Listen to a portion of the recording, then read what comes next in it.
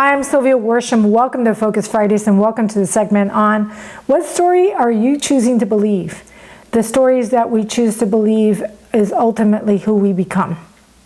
Do we want to become loving people or fearful people? We know that COVID-19 has proven to be a major turning point to this world, really, ultimately. But in our lives, major turning point. And in times of stress and anxiety, patterns and beliefs will show up. Beliefs that were formed many years ago, before the age of 7, if you can believe that, and usually a significant emotional event, a traumatic event, a memory, if you will have created that to keep you safe and certain in that feeling that you feel of either overwhelm or anxiety. As was detailed in previous segments, there was fear exposed segment. There was a situation that occurred with my mom, and that exposed my fear to the highest level possible. And as a result, a belief that had been hidden for many years showed and reared its ugly head. And my feelings were very real, very real. So for a couple of days, I lived in the cycle of growth of deception. I was really caught up in the feeling.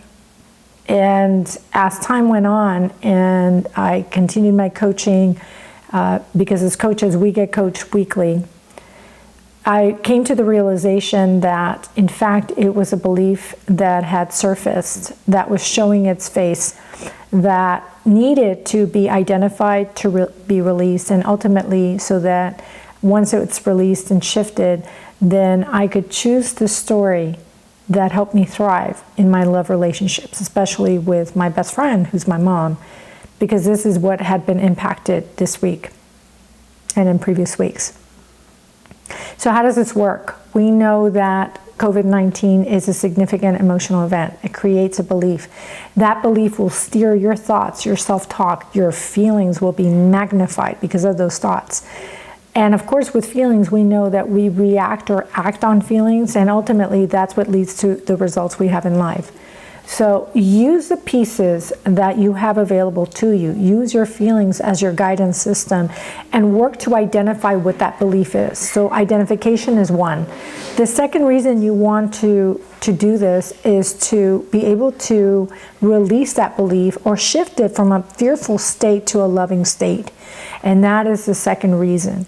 Because who wants to stay being fearful and not leveling up in, say, your relationships in life, especially now, which is so critical. You're staying with many people at home and it's impacting a lot of lives. And third and final reason is once you release it or shift it, you're able then to choose, consciously choose to believe the story that helps you thrive. So the belief that showed up for me, to give you some perspective, was I was second best in my mom's love. That was the belief, and it had been there for many years, but it surfaced during this fearful time. So now, understanding what that belief is and understanding what pattern of behavior that was attached to, the victim mentality, then I'm able to lovingly let that go in that situation. And now I choose to believe that there's more to the story, that ultimately my mother loves me very much, that there's no reason for me to believe that. Rather, it is something that's keeping me stuck and not thriving in my love relationships. So which story are you choosing to believe? Are you choosing to believe a story that keeps you stuck? Or are you choosing to believe a story that helps you become the person you always were meant to become?